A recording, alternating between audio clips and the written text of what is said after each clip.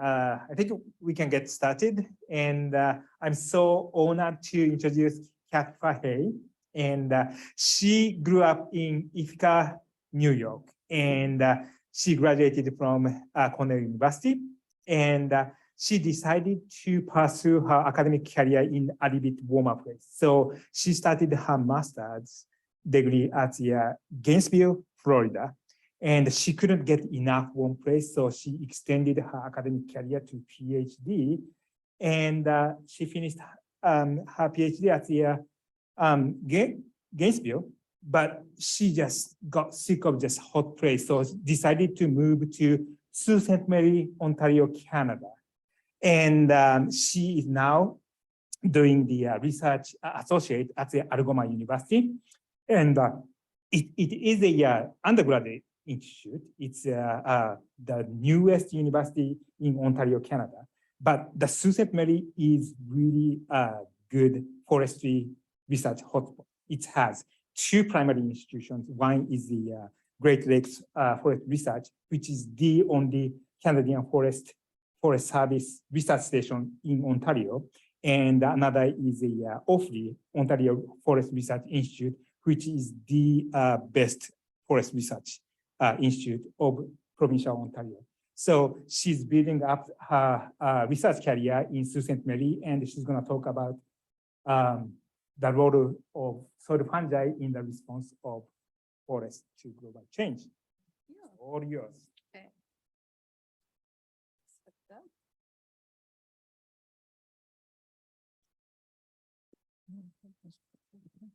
Hopefully that's okay. Yeah, thank you so much, Aki, and thank you all for having me here. This is really exciting to be able to come down here. It was a nice 5-hour drive to get down here from Sault Ste. Marie, but it's not quite as cold as it is up there. We're starting to get some of these nice fall colors up there already. Not quite so much down here. But yeah, so I'm really excited to talk about the role of soil fungi in forest responses to global change. And so in a forestry program, I probably need to give a little bit of background on the role of soil fungi in forests and in all plant communities. So plant communities really respond to a variety of different fungal communities. And so this includes saprotrophs, which break down organic matter and result in nutrient cycling in forests, which releases nutrients for plants to take up.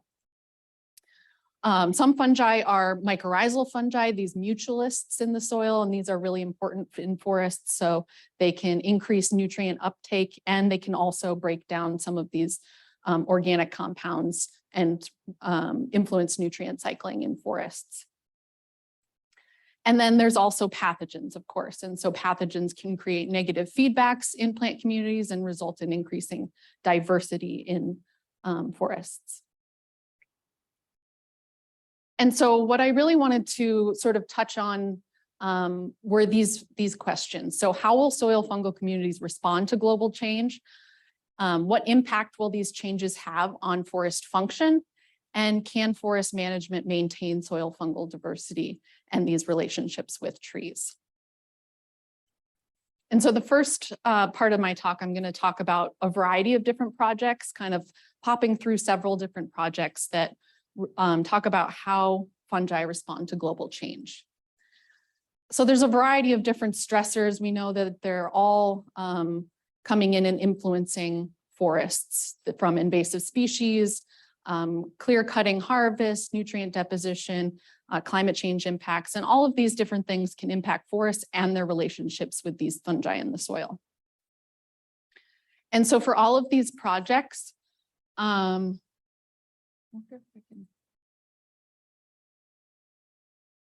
okay. So for all of these projects, I used similar methods. And what we did is we did either soil or root sampling. And then we did fungal sequencing to look at the overall fungal communities in these soils or in these roots using the ITS2 region and Illumina sequencing. And so the first project that I want to talk about is looking at one of the most disruptive things that can happen in a forest, which is stand replacing disturbance. And so this can happen naturally through wildfires, but it can also happen through human-mediated interactions with, for example, clear cutting.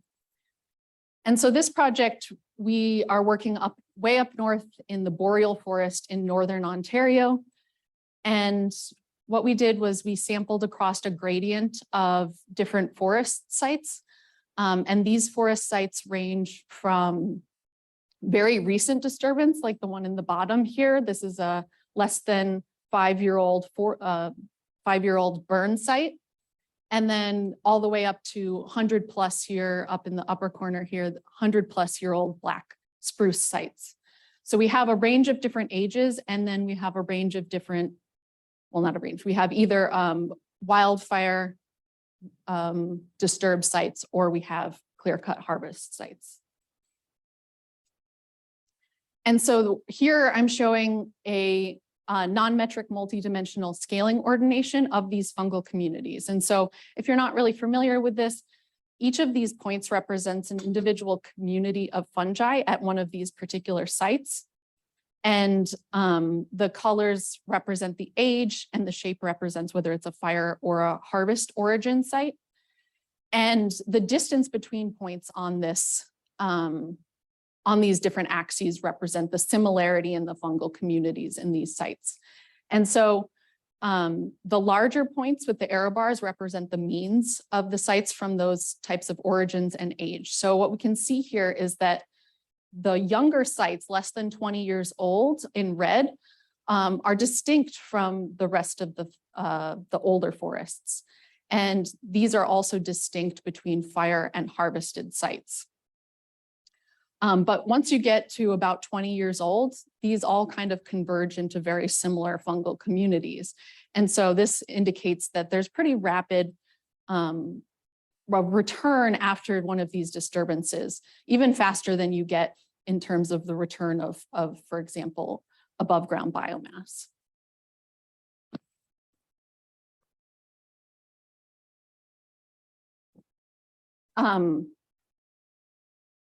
And then when we look at some of these really important groups of fungal guilds, for example, Ectomycorrhizal fungi here, we see a pretty strong decrease in ectomycorrhizal relative abundance in these early successional stands.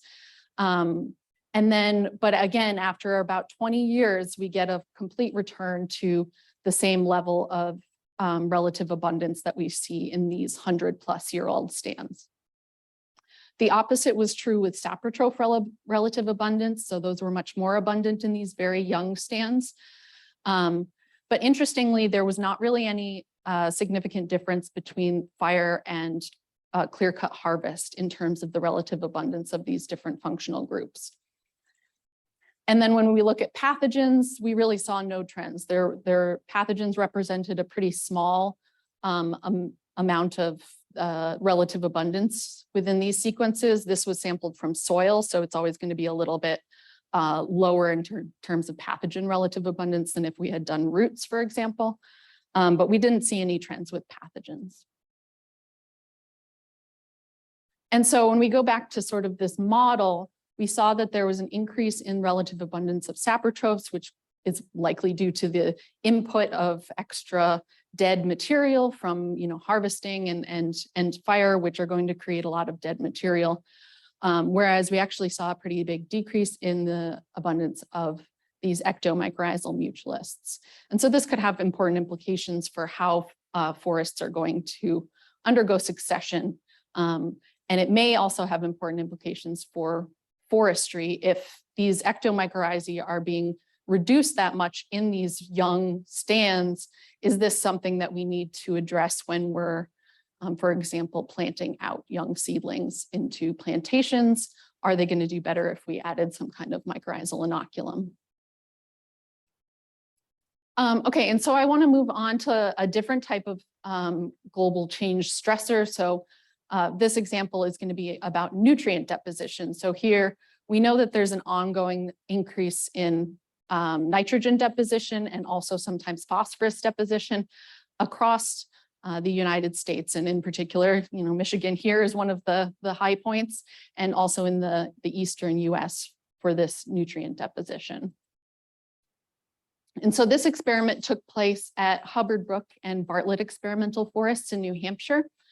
And it also took place across a range of different forest ages. So young forests, middle-aged forests, and then mature forests that had been all which had been clear cut at different times in the past. And this experiment set up 4 different treatments. So there's a control treatment, a nitrogen addition, phosphorus addition, or nitrogen plus phosphorus addition. And this is basically to try and get at nitrogen versus phosphorus limitation and the impacts of how, when we change which of those nutrients is limiting, how that influences both tree growth and other impacts on the trees. But I'm interested in looking at how it changed the fungi in the soil. And so we saw an interesting result that in the mature and middle-aged forests, we didn't really see any impacts of these nutrient treatments on the fungal communities. But in these younger stands, the fungal communities were a lot less resilient to the changes in nutrient abundance availability. So we especially saw a big change in fungal communities when there was a phosphorus addition. And then when we again break this down into these really important functional guilds, we didn't see any differences in saprotroph or pathogen relative abundance, but we did see significant differences in ectomycorrhizal abundance. So ectomycorrhizae were less abundant especially in the nitrogen addition plots. And so this makes sense because ectomycorrhizae are typically useful for helping trees get access to nitrogen. So if there's an abundance of nitrogen in the soil, if we switch more to phosphorus limitation, mycorrhizae have less benefit to those trees. And so they may be decreasing in abundance because of that. And so that's what we see here. So again, this kind of stressor of nutrient deposition, especially nitrogen deposition, results in lower abundance of ectomycorrhizae. And we wanted to know, okay, so that's great. The fungal communities are changing, ectomycorrhizae are lower in abundance, but does this actually have an impact on tree regeneration? And so we went and planted out white pine seedlings into these plots. And we waited for a year and we looked at the survival of these white pines over that year. And so we collected them, and what we actually found in the end was that the nitrogen enrichment plots have a significantly lower survival rate than the rest of the plots.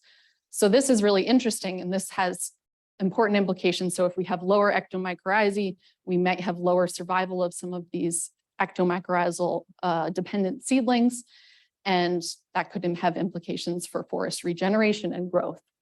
And the thing that we're looking at now, so we harvested these seedlings, and as you can see in this picture here, we got some really nice fungi that are growing on those roots in the yellow roots down there. So what we're going to do is we're going to do sequencing on these tree roots and see if there's actually a change in either composition or the amount of ectomycorrhizae that are colonizing these roots.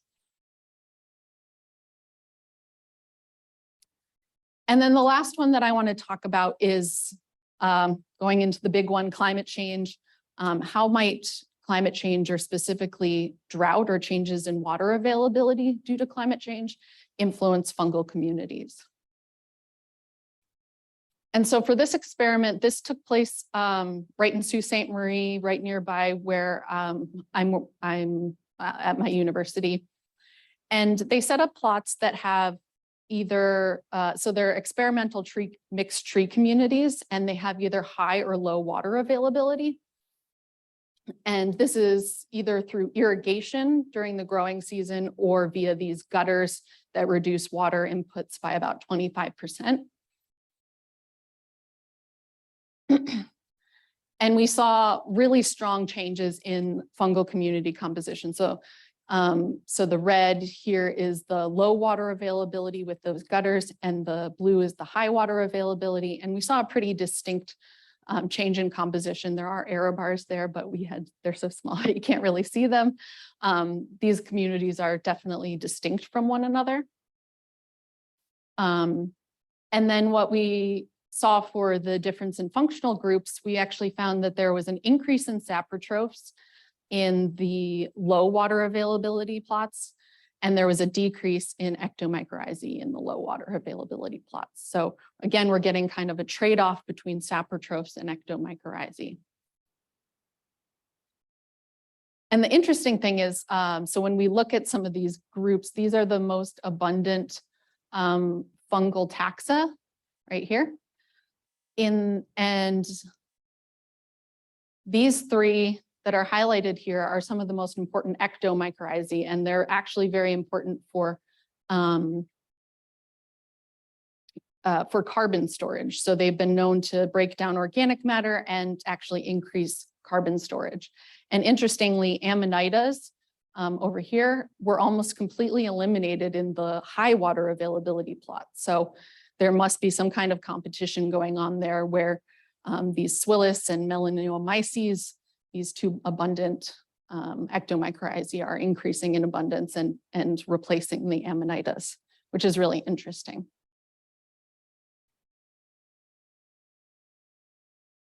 And so again, so it's a very similar picture here. We get, when we have drought, for example, we get an increase in saprotrophs, but a decrease in these mutualists. So all of these different stressors are actually having a pretty similar impact on the community in terms of which functional guilds are changing. And so, okay, if you don't really care about fungi too much in particular, if you're a forest person and really you want to know, okay, why do I care about whether fungi are changing in these forests? Well, that's what I want to address next, is how will these changes in fungal communities impact forest function? And in particular, I'm going to be addressing how they impact productivity. There's a lot of different forest functions that we can look at, and a lot of them that are probably understudied, but productivity is probably the most common one to study, and one of them that is most interesting to foresters. And so we've seen historically in the literature, over 100 years ago, it was proposed the idea that diversity is positively related to productivity.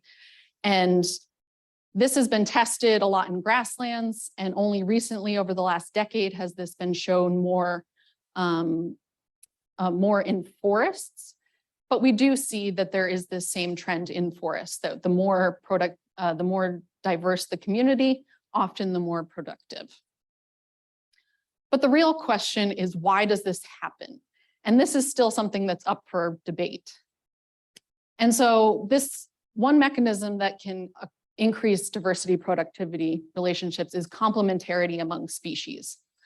So this basically says that if you have interspecific interactions, these are going to be less important than intraspecific, or the other way around. If you have more intraspecific interactions versus interspecific interactions.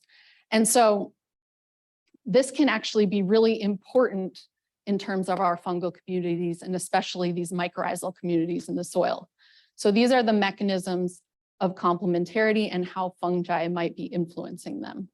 So our first mechanism is resource partitioning. So if two different species have access to two different resource pools, this reduces competition between them, and you'll get an increase in productivity with multiple species compared to having a monoculture. And mycorrhizal communities can play an important role in this, because mycorrhizal communities may give different species access to different resources. So for example, here from this beaver paper, if the fungal communities allow certain species to have better access to ammonium versus organic nitrogen, this creates resource partitioning and can create complementarity.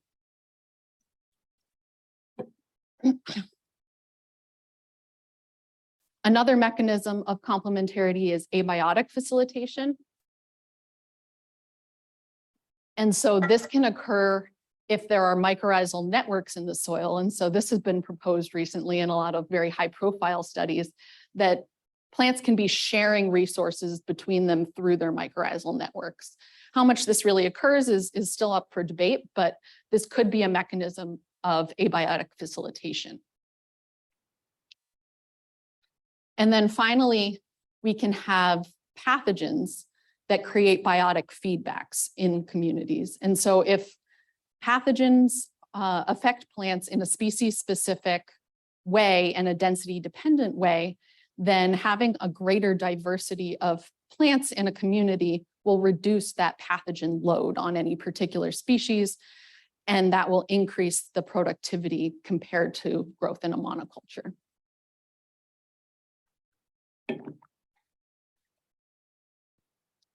And the other thing that can be really important with diversity and productivity is that it can also increase drought resistance. So if we have different access to water based on depth of the root system of a plant, this can create resource partitioning between species in terms of water availability. This can also happen through facilitation if certain species create hydraulic lift and bring water up to shallower rooted species. So diversity can also promote drought resistance. And so in this section, I have a few sub-questions. The first are soil fungi contributors to the diversity productivity relationship via some of these mechanisms I just talked about? What components of the fungal community, those either ectomycorrhizae, saprotrophs, pathogens, which components might be responsible if they are contributing? And then are these relationships context dependent, depending on this difference in water availability or drought? So the experimental design for this, Bill Parker at the Ontario Forest Research Institute in Sault Ste. Marie, Ontario, planted these plots in 2013. And they're based on the IDENT design. So it's an international tree diversity experiment network, where they're looking at a gradient of tree diversity in terms of species richness, as well as a gradient of functional diversity, so the specific functional traits of those trees. And so we have 6 different tree species that are common to the area. And with these tree species, they created 22 different combinations of these species, from species richness of 1, 2, 4, or 6 species. And these are replicated across 8 different blocks. And then going back, this is what I showed before. So this is in addition to this tree diversity, they also have a drought experiment. So this has either high or low water availability, as I talked about earlier. And then what I wanted to do to look at the results here is used a structural equation model and fungal sequencing to assess the role of soil fungi in productivity. And so our main variables here are the water availability treatment. So it's either going to be high or low water, functional diversity, so the range of functional traits of the trees in any particular community, functional identity, which is similar, but it's a range of different functional traits on the mean basis of those traits across the community, and the species richness. For the fungal community variables that I looked at, I had the fungal NMDS axes. So that was the same axes that I showed in the earlier plot with the drought treatment. And then we also looked at pathogen richness and ectomycorrhizal richness. And so this is the model. I know that's ridiculous. Nobody could take this in. So I'm going to break it down a whole bunch and talk about some of these interactions. But basically, these red arrows indicate negative interactions, and blue arrows represent positive interactions. And then the size of the arrow represents the magnitude of that interaction. And so we'll get into this a lot more detail. So what we saw, going back to the main question that people are interested in, is there a species richness productivity relationship? Well, yes. It's nice, we saw that there was a positive relationship between tree species richness and productivity. And that comes out in our model. So species richness was positively related to productivity in this model. And then looking at the overall community and the ectomycorrhizal species richness versus tree species richness, we saw that there was a positive relationship between ectomycorrhizal species richness and tree species richness. And so again, can't quite see it here, but we did have a positive relationship between tree species richness and ectomycorrhizal species richness. But surprisingly, ectomycorrhizal richness had a negative effect on productivity. So having more ectomycorrhizal, it's a relatively small relationship, but there was a negative effect of having more ectomycorrhizal species. So this may be because the ectomycorrhizal species, there's certain species that are really beneficial, and by having more species, you have less of the really beneficial species. That's kind of our guess at the reason that that occurs. We also saw that there was a negative relationship between plant pathogen species richness and tree species richness. So this again shows up in the model here, with tree species richness has a negative impact on pathogen richness. Pathogen richness had a positive effect on productivity. So again, kind of the opposite of what you would expect on the surface, but there are some potential explanations for that. And then potentially one of the most interesting pieces is that here we have a pretty strong positive relationship between tree species richness, this fungal community composition axis, which is a little bit nebulous, but it basically says the community composition of those fungi are being impacted by species richness, and they're also having a positive effect on productivity. So basically it's saying fungal communities are positively contributing to this diversity productivity relationship. And then when we kind of dive into some of the functional traits of those tree species, this basically shows a PCA of the plant traits across different plant communities. So we have birch over here and spruce over here. And these are based on leaf nitrogen, photosynthetic rate, wood density, seed mass, leaf lifespan, and leaf mass per unit area. And so along this x-axis, we can basically say that this is a gradient of slow to fast kind of resource acquisition in trees. So long leaf lifespan in the spruce, versus high photosynthetic rates in like birch and oak. And then the mixed communities fall somewhere in between these. You may note that none of these are below ground traits, and that is something that is extremely important, but we don't actually have very good data on below ground traits right now. And that's something that is being done. Recently there is a root trait database that's starting to come out. And so I did try this with a few traits from that root trait database, but it actually didn't change the results at all. So I just stuck with this one because this is what they usually use.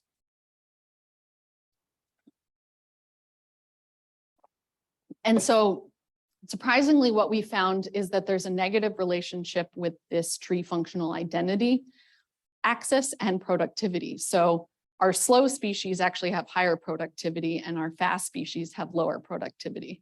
And this might seem surprising, but I think it has to do with sort of the timing of this measurement. So the spruce are definitely a lot shorter than our oaks. The oaks are going to be much, much taller. But this is in year 7.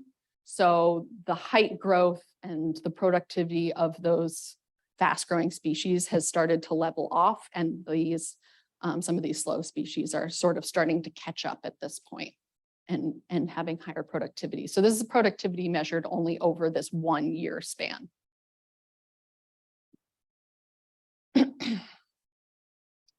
And so based on that relationship, we saw a negative effect of functional identity on productivity. And that's what we see in this structural equation model.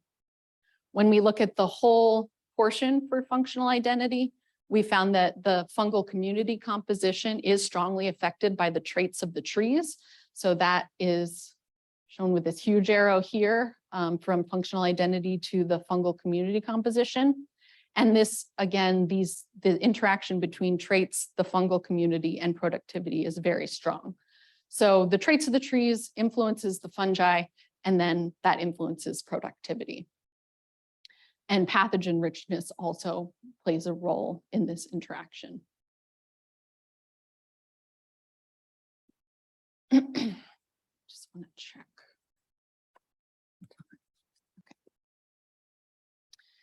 And then the next thing we wanted to look at, so that was functional identity. So that was the community weighted mean of the traits of those communities.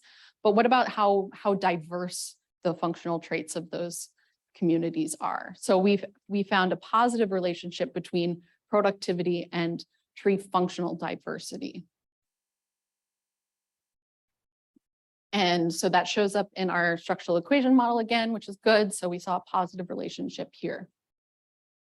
And this one's a little simpler to look at. So we only found that this single fungal community composition axis was related to functional diversity, which influenced productivity. But overall, both of these, so both species richness and functional diversity, both had a positive effect on productivity. So it's not just the richness, and it's not just how diverse the traits of those tree communities are. It seems to be both.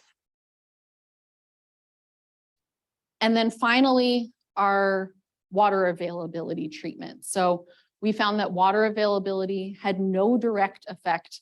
If we go back, you can see that the water availability treatments are pretty much overlapping with one another. So there wasn't really, at least during this particular year, there wasn't a direct effect of water availability on productivity, which was interesting. But the really interesting thing from a fungal perspective is that these big changes that we saw in the fungal community that I showed earlier are actually mediating an interaction between water availability and productivity. So water availability changes the fungal community composition, which then affects productivity. So alone, water availability doesn't seem to matter, but the way that it changes the fungi does matter. And then lastly here, I wanted to touch on the complementarity. So that was looking overall at productivity, but when we look at complementarity between species, so this is basically indicating how much over-yielding there is in these tree communities. What we saw is that the direct effect, these are a little bit covered up here, but the direct effect of species richness on complementarity was even greater. But functional diversity was no longer particularly important in driving complementarity. So it's mostly related to species richness and functional identity. And again, the fungal NMDS axis too, so the fungal community composition there is also supporting this positive diversity productivity relationship. Oh, and then the other interesting thing here is that the water availability treatment was no longer important for complementarity. It was important for productivity, but not for complementarity. And so this can have really important implications for how we think about which species combinations are going to be the most productive and also resilient to drought. So when we go back to this, this model of the different mechanisms of complementarity and how it might be driven by fungal communities, we didn't see a lot of evidence that the pathogen communities here were driving these impacts. Those were actually creating negative diversity productivity relationships. And we also didn't see that the fungi were facilitating positive interactions through complementarity in that final model. So the fungal community is no longer mediated in interaction with water availability. So that suggests that at least when we think about water availability, there doesn't seem to be abiotic facilitation going on. It could be facilitation for another resource, that's possible, but likely not for water. So this sort of leaves as a final option as resource partitioning. So we might expect, and hopefully we can test in the future more specifically whether there's differences in resource partitioning that are driving complementarity in this system. And this also doesn't exclude differences, interactions between these three. So there's a reason this is a Venn diagram, because we can get interactions among all of these three different mechanisms. So to summarize this portion of the talk, so are soil fungi contributors to the diversity productivity relationship? Yes, they do seem to be. And when we look at these are the standardized effect sizes. So these are all changed to be positive, but these are basically the magnitude of those arrows in that graph. When we look at, so the side closer to me here is those treatment effects. So water availability, tree species richness, functional identity, and functional diversity compared with the fungal aspects. So the community composition, ectomycorrhizal and pathogen richness. We actually see that the fungal communities are at least as strong or even stronger than some of these other mechanisms driving productivity in this system.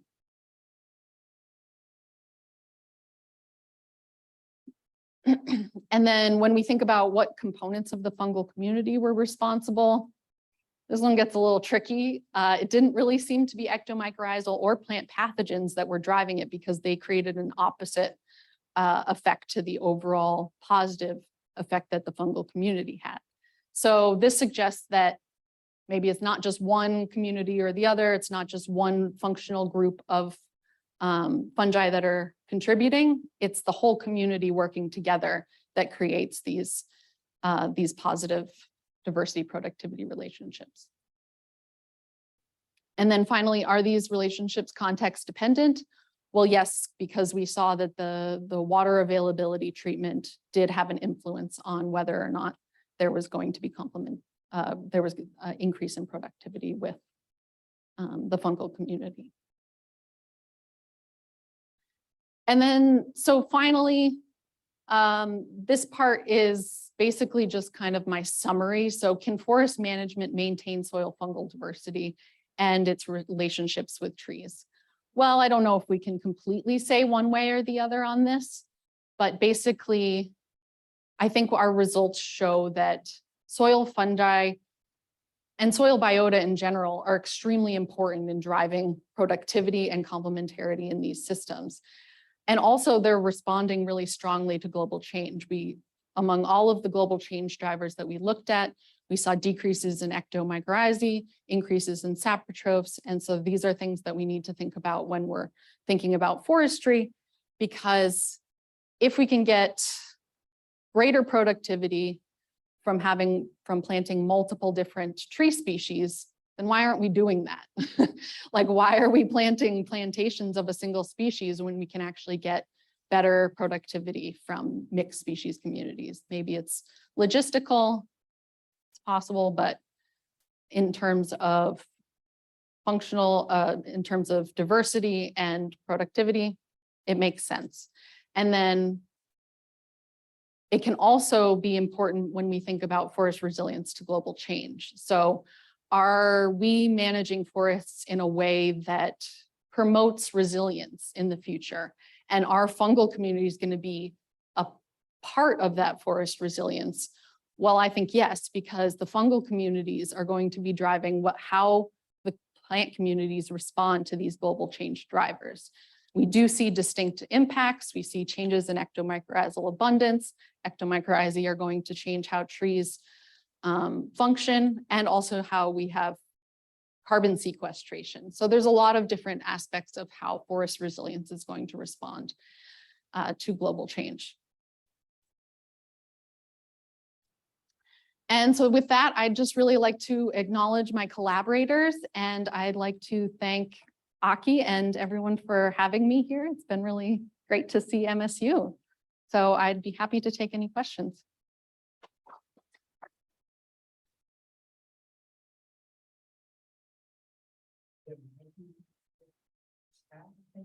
Oh, chat. Okay.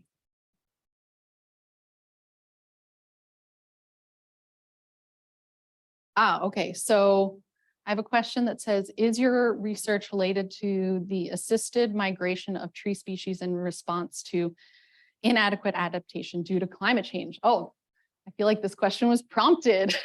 So this research is, so the very first study that I talked about related to the changes in fungal communities across succession in wildfire versus harvested sites.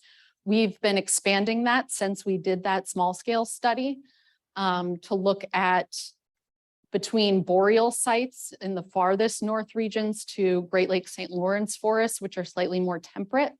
We're looking at how soils are going to limit or facilitate. I mean, we're expecting them to limit, but we can't say that for sure yet.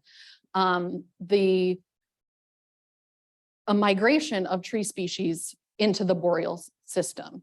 And so potentially by not having the right ectomycorrhizal communities in those systems, there may be some kind of limitation, or it could be an abiotic factor. It could be different soil types. It could be different soil physical characteristics that limit migration. So this is something that we're just starting on.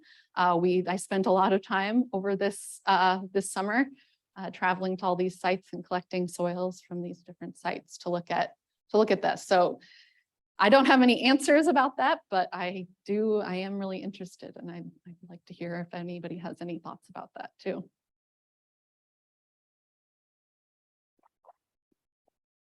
Can I ask a question? Yes. So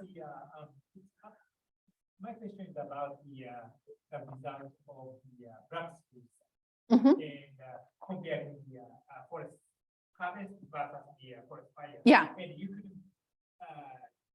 find the big difference between the two treatments. Yeah. And I was puzzled because fire obviously burns surface. Oh yeah. Very well in the stand replacing fire. Oh yeah. But the harvest.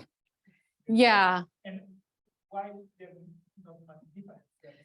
Yeah, I mean, I know that there are other studies that have shown changes. I mean, there's pyrogenic fungi that grow in these burn sites. I think that it may be our methods. So this isn't a before and after or like a long-term study of looking at like succession on a single site. We have so much extra variation because we were just doing a survey across all these different sites. They have different characteristics. Some of these are like organic peat sites. Some of them are just upland black spruce sites, various different species compositions. So some of them are large sites, some of them are spruce sites. So that adds a lot of extra variation. So I don't think we can tease out as much those details, but I think it's actually pretty interesting that we don't see these big differences. Yes, maybe in the first couple of years, you might see that, but I wonder on a longer scale, often when they do these either like before and after, or just a short-term post-fire or post-harvest study, they don't look, I mean, you don't look 100 years into the future because nobody lives, nobody's doing research for 100 years. So we can't see how they change over that time. And there are, there's long-term LTER sites and stuff where people look at this. But I think it has to do with the fact that it's kind of a space for time substitution. But I think it is kind of good that they're not changing. I mean, it's reducing them a lot, but that could be kind of natural that these stand replacing disturbances are reducing the Ectomycorrhizia a bunch. But I do think that has important implications for whether we need to have inoculations of sites to regenerate. I mean, trees do regenerate, but can we make them grow better? Can we make the species that we want regenerate in those areas? That's kind of the part of what we're interested in looking at in this project. So it's a comment that the question. Oh, yeah. So, Oh, yeah, because they don't have so the question, what was your question? Why we didn't see different distinct impacts of harvesting versus fire on the mycorrhizal communities or on the fungal communities. And again, I think that's because of the way we sampled. Yeah.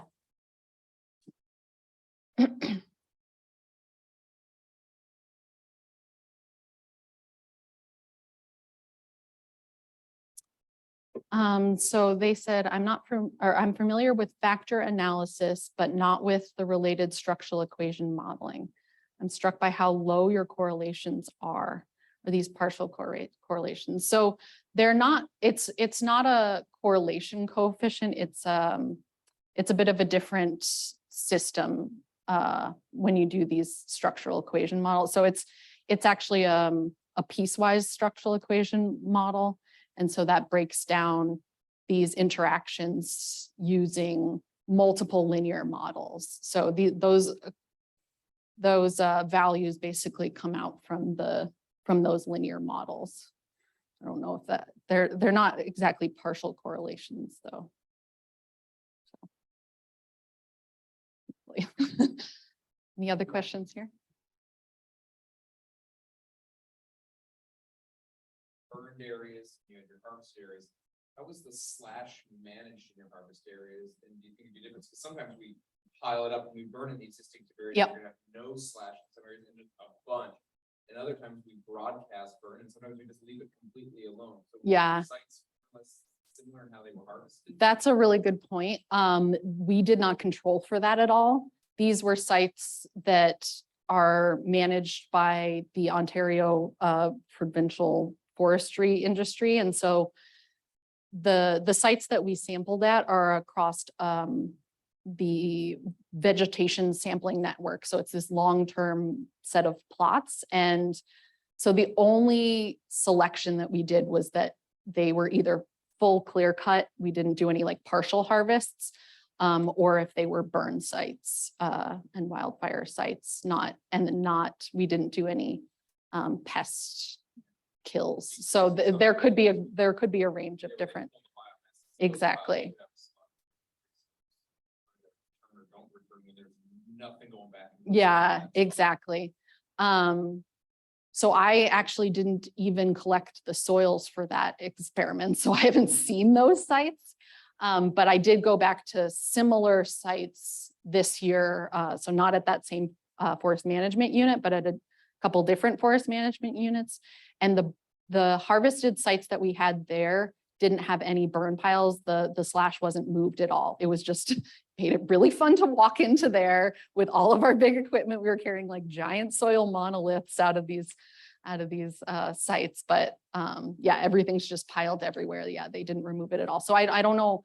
It may be that that's like the standard practice there. Every site that I visited in these past 2 years was like that. There was no slash management. Yeah.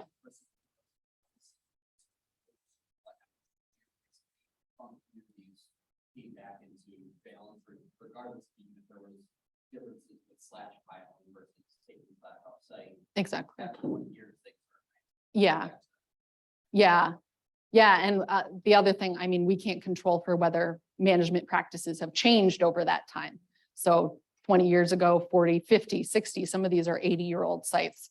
Obviously, they didn't have the exact same equipment. So I don't actually know what they're I do have some collaborators that would probably have a better idea of that, but it could be an influence. Is there any difference in the productivity between the clear cut site and the burn site? Ooh. Oh, yeah. Sorry, I keep forgetting that. Is there any difference in the productivity between the clear cut sites and the burn sites? I can't answer that question. That data is available. And that's one of our next steps. We're trying to get money to do some more work on these sites. And so they have been measuring productivity in these long-term plots over, I think they've been going for at least 40 years now.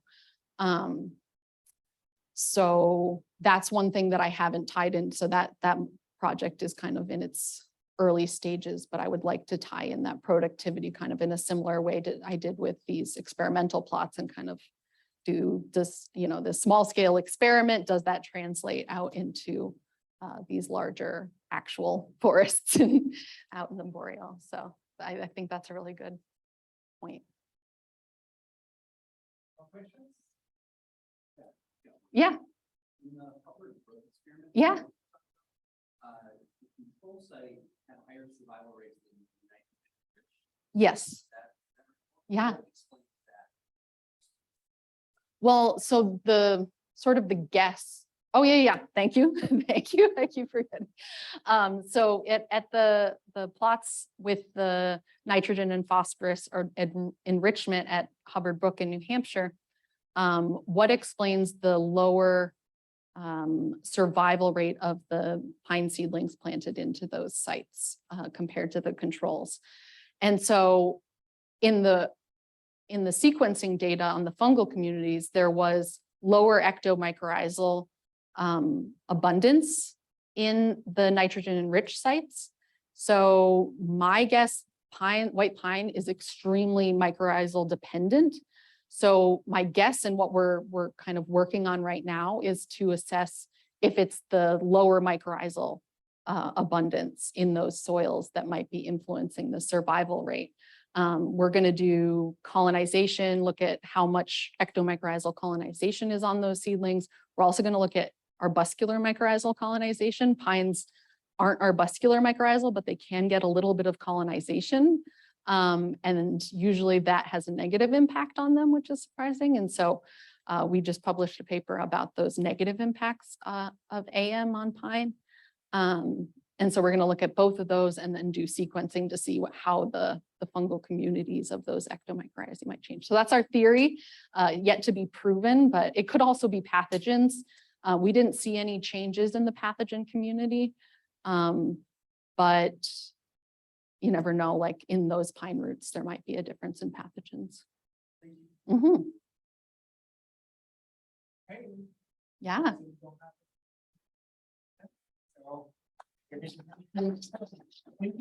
Yeah, thank you all for coming.